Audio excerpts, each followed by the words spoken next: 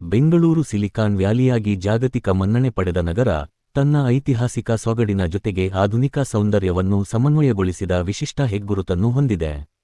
ಈ ನಗರದ ಪೂರ್ವ ಭಾಗದಲ್ಲಿ ನೆಲೆಗೊಂಡಿರುವ ವೈಟ್ಫೀಲ್ಡ್ ಪ್ರದೇಶ ಇಂದು ಐಟಿ ಉದ್ಯಮದ ಮೂಲಕ ಗ್ರಾಮೀಣ ಪ್ರದೇಶವೊಂದು ಆಧುನಿಕ ತಂತ್ರಜ್ಞಾನದ ಮೂಲಕ ಜಾಗತಿಕ ನಕ್ಷೆಯಲ್ಲಿ ಸ್ಥಾನ ಪಡೆದಿರುವ ರೋಚಕ ಇತಿಹಾಸವನ್ನು ತಿಳಿಸುತ್ತದೆ. ವೈಟ್ಫೀಲ್ಡ್ನ ಉಗಮ. ವೈಟ್ಫೀಲ್ಡ್ನ ಇತಿಹಾಸವು 19ನೇ ಶತಮಾನದ ಉತ್ತರಾರ್ಧಕ್ಕೆ ಕೊಂಡೊಯ್ಯುತ್ತದೆ. 1882ರಲ್ಲಿ ಮೈಸೂರು ಮಹಾರಾಜ ಶ್ರೀ ಚಾಮರಾಜೇಂದ್ರ ಒಡೆಯರ್ ಅವರು ಯುರೋಪಿಯನ್ ಮತ್ತು ಆಂಗ್ಲೋ ಇಂಡಿಯನ್ ಸಮುದಾಯದವರಿಗೆ ವಸಾಹತು ಸ್ಥಾಪನೆಗಾಗಿ 3900 ಎಕರೆ ಭೂಮಿಯನ್ನು ಮಂಜೂರು ಮಾಡಿದರು. ಈ ಭೂಮಿಯನ್ನು David White, Glenn Gordon, Haldwell Green ಮತ್ತು ಸಾಸ್ಮಂಡ್ರವರಿಗೆ ರೂ. 2764 ಮೌಲ್ಯಕ್ಕೆ ನೀಡಲಾಯಿತು. ಈ ಪ್ರದೇಶವು ನೆಲ್ಲೂರಹಳ್ಳಿ, ನಾಗೋಂಡನಹಳ್ಳಿ, ಹಾಗದೂರ, ಶ್ರೀಗಂಧಕಾವಲ, ದೊಡ್ಡಕನೇಲಿ, ಚಿಕ್ಕನೇಲಿ, ಕೊಡತಿ, ಕಾಚಮನಹಳ್ಳಿ, ಗುಂಜೂರ, ಮಾಲೂರ ಮತ್ತು ಚಿಕ್ಕಬೆಲ್ಲಂದೂರಿನ ಒಂದು ಭಾಗವನ್ನು ಒಳಗೊಂಡಿತ್ತು. ಈ ವಸಾಹತಿನ ಉದ್ದೇಶವು ಕೃಷಿ ಚಟುವಟಿಕೆಗಳಿಗೆ ಒತ್ತು ನೀಡುವುದಾಗಿತ್ತು. ಈ ಪ್ರದೇಶವನ್ನು ವೈಟ್ಫೀಲ್ಡ್ ಎಂದು ಕರೆಯಲಾಯಿತು. ಇದು ಡೇವಿಡ್ ವೈಟ್ ಎಂಬ ಆಂಗ್ಲೋ ಇಂಡಿಯನ್ ವ್ಯಕ್ತಿಯ ಹೆಸರಿನಿಂದ ಉಗಮವಾಯಿತು ಎಂದು ಊಹಿಸಲಾಗಿದೆ. ಆರಂಭದಲ್ಲಿ ವೈಟ್ಫೀಲ್ಡ್ ಒಂದು ಗ್ರಾಮೀಣ ಪ್ರದೇಶವಾಗಿತ್ತು. ಇಲ್ಲಿನ ಶಾಂತ ವಾತಾವರಣ, ತಂಪಾದ ಹವಾಮಾನ ಮತ್ತು ಫಲವತ್ತಾದ ಭೂಮಿಯು ವಸಾಹತುಗಾರರಿಗೆ ಆಕರ್ಷಕವಾಗಿತ್ತು. ಕೃಷಿ ಮತ್ತು ತೋಟಗಾರಿಕೆಯೇ ಇಲ್ಲಿನ ಜನರ ಜೀವನಾಧಾರವಾಗಿದ್ದವು. 20ನೇ ಶತಮಾನದ ಮಧ್ಯಭಾಗದವರೆಗೆ ವೈಟ್ಫೀಲ್ಡ್ ಒಂದು ಸಣ್ಣ ಗ್ರಾಮವಾಗಿಯೇ ಉಳಿದಿತ್ತು, ಆದರೆ ಇದರ ಭವಿಷ್ಯವು ಭಾರೀ ಪರಿವರ್ತನೆಯತ್ತ ಸಾಗಿತ್ತು. ಐಟಿ ಕೇಂದ್ರದ ಉದಯ.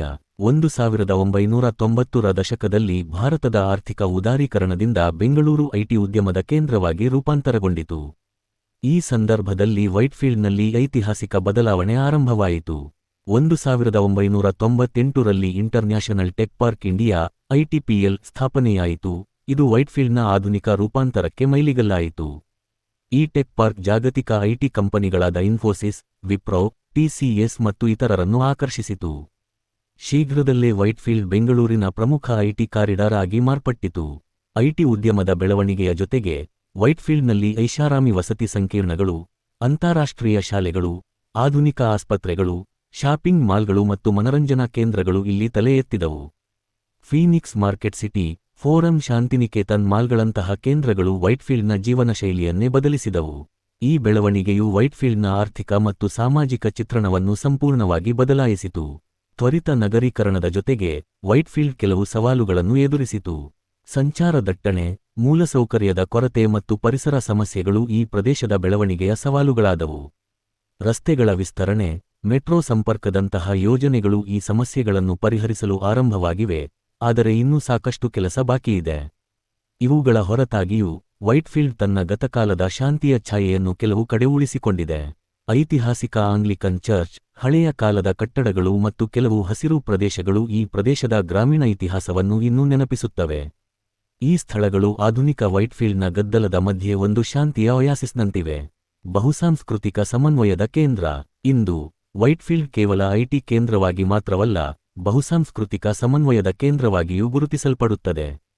ಇಲ್ಲಿ ವಿವಿಧ ರಾಜ್ಯಗಳು, ದೇಶಗಳಿಂದ ಬಂದ ಜನರು ಒಟ್ಟಾಗಿ ವಾಸಿಸುತ್ತಾರೆ, ಒಂದು ಕಾಸ್ಮೋಪಾಲಿಟನ್ ವಾತಾವರಣವನ್ನು ಸೃಷ್ಟಿಸಿದ್ದಾರೆ.